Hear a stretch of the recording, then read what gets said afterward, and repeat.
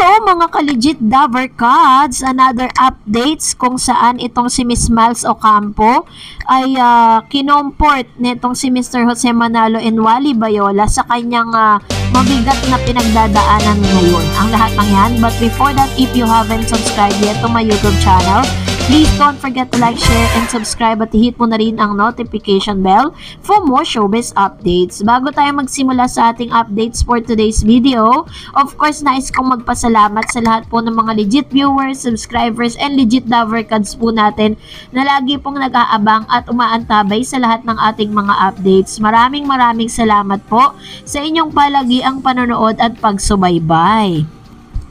And of course, ngayong araw nga pag-uusapan natin si Miss Miles Ocampo kasi kung mapapansin po ninyo, araw-araw na nakikita natin siya sa EAT at kung mawala man siya, ibig sabihin may taping po siya ng Imagination kasama si Miss Maha Salvador. Pero alam nyo po ba na may mabigat na pinagdadaanan na personal itong si Maha? Para po maunawaan ninyo, panoorin po ninyo ang video na ito. Pakinggan nyo lang kasi makaka-copyright tayo kapag kinuha natin yung actual video. Pero parang hindi nyo pala napapangiti. Nangiti ba? Hindi.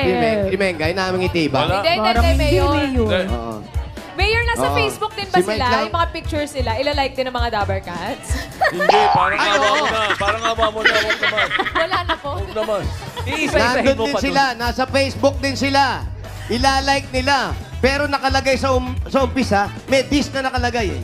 Ano yun? Dislike. Oh, dislike. Diretso black.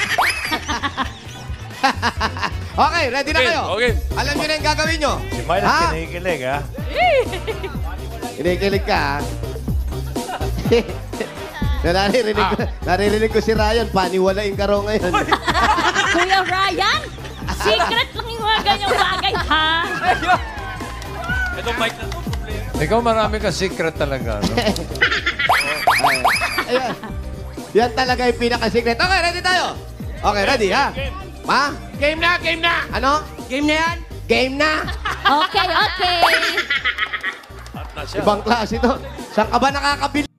Habang si Miss Miles Ocampo ay pinakikilig ng mga cuticles sa barangay, ay napansin natin na marami pong mga side comments itong si Mr. Jose Manalo with regards dun sa kilig, no, na nararamdaman ni Miss Miles kasi sinabi niya na mag-ingat, ganon, diba? Ito pa lang si Miles Ocampo ngayon ay confirm na talaga dito sa video na napanood natin or napakinggan natin na ang kanyang boyfriend na si Elijah Canlas at si Miss Miles Ocampo ay officially na break na, no? Parang hiwalay na talaga sila kasi hindi na sila masyadong nakikitang magkasama, although yung mga photos po ni Elijah ay nasa Instagram account pa rin naman. At bilang confirmation, panoorin pa natin Anong ito. atraso nitong si Blight kay Miles? Nakakaloka kasi nga naman, bakit parang alam mo, puyat na puyat yan si Andrea. Grabe. Sino naghanap ng litrato ni Blight na ganon? Bakit ganun yung picture ni Andrea? Ang ganda niya dyan, oh. Ipakita Oo. nyo nga yung una. Yung unang picture, oh, di ba? Ano yan? Hindi pa makamove on kay Richie Rivero. Uy, Diba? parang yun yung mga panahong hindi siya okay. Oo, yung mga panahong siya, hindi makamove on kay Richie Rivera. Pero eto na nga, bakit kanyo? Dahil medyo nahiwagaan nga ang mga tao dahil nga sa pag-unfollow ni Miles Ocampo sa mismong social media account nitong si Blight or si mas kilala bilang si Andrea Brillantes. Dahil para daw bang naiugnay na naman ang pangalan ni Andrea sa breakup nila ng kanyang jowa na si Elijah Canlas. Oh. Itinuturong dahilan ng paghihiwalay di umano or pagkakaroon ng di pagkakaunawaan nitong si Miss Miles Ocampo at ang kanya pong boyfriend. Long time boyfriend niya to, ilang taon na po silang mag-partner, mag-boyfriend at mag-girlfriend. At ngayon lang po talagang masasabing nasa on the rock talaga yung kanilang relationship. At ang itinuturong third party, walang iba kundi si Andrea Brillantes. Sinasabi nga na si Andrea Brillantes di umano ang tinaguri ang third party ng taon, no? Kasi parang lahat na lang ata ng mga hiwalayan sa showbiz, laging si Andrea na lang ang pinagbibintangan. Kasi napansin po ng ilan na itong si Miss Miles Ocampo ay tuluyan na ngang in-unfollow si Andrea sa kanyang official Instagram account. Yun po kasi ang minsan basihan sa showbiz kung para masabi mo na meron po silang tinatawag na di pagkakaunawaan. Kaya naman na kahit po ganun yung pinagdadaanan ni Miles, still, 'di ba, nakikita pa rin natin yung sigla, hindi niya pinapahalata dito po sa mga Dabber Cats. At ngayon, di ka na mag-react tayo sa mga komento ninyo, no? Unang komento mula kay Draco Dala. Sabi niya, sa palagay namin si M and Kong are just on-cam couple. Why? Because the wedding pic not happening on the area, may nag-aabang doon dati. And lastly, no sparrow birds at the back of the bride. Therefore, real marriage for M off-cam ay reality. Marami na pa kasing project ang itinadhana ng panahon. So, ang sinasabi nila dito ay ilan sa mga fans po kasi ni Miss May Mendoza naniniwalang hindi daw di umano totoo na si May yung ikinasal.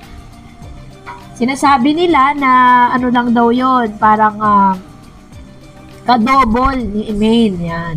So, bahala na sila kung ano pinaniniwalaan nila.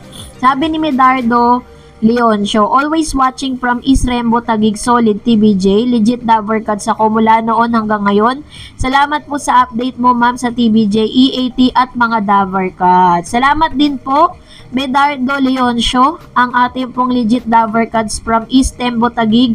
Salamat po sa palagian ninyong panonood at pagsubaybay. Although minsan ko lang makita yung comments po ninyo sa comment section, but still I know that you are always watching our update. So, salamat po, ano. And of course, another comments coming from Alila Flower. Mas maganda yata na si Miss Atasha ang maging kapare sa sitcom ni Bossing. Di naman language barrier ang problema dahil marunong naman si Atasha magtagalog. At saka may script namang babasahin niya. Give her a chance to shine, lalo na sa pagsasalita ng Tagalog. As far as I know, yung project po na gagawin, meron pong project na gagawin si Miss Ma Salvador and Bossing dito po under MSET Production. Bubuhayin po di umano ang school bukol. Sabi ni Edmundo Briones, sana magkaroon na siya ng sitcom sa TV5. Sabi naman ni Miss Marilu Monji, pinakamabahit na host sa EAT, Bossing and Tito Sen. Ayan, parang hindi mo sinama si Master Henyo Joey De Leon na.